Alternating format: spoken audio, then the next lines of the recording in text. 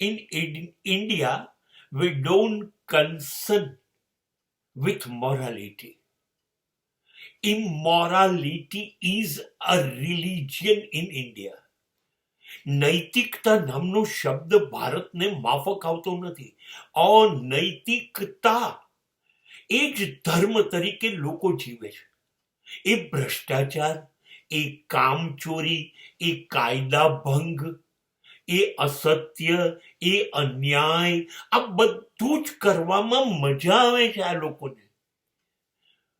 આ લોકોએ સરકારે ઘડેલા બધા કાયદા તોડવા છે, સમાજે ઘડેલા કાયદા તોડવા છે.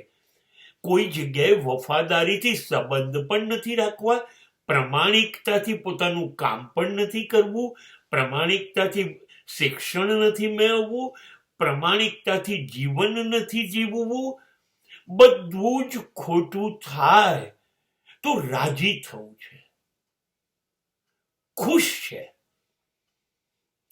કોઈ જોતું નથી ને બસ એટલું જ ધ્યાન રાખે છે. પકડાઈ નહીં જવાય ને બસ એટલું જ ધ્યાન રાખે છે.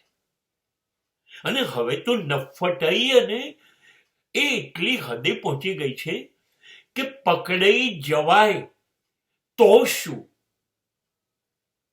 તો પકડનાર જે છે, પકડાઈ જનાર છે, એ બંને જણા વચ્ચે પણ એક સમજૂતી થઈ જાય છે. કોઈનું દિલ દુખતું નથી.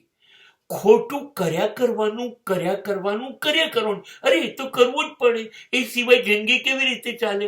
બસ વી બેઝડ ઓન ઇમોરાલિટી.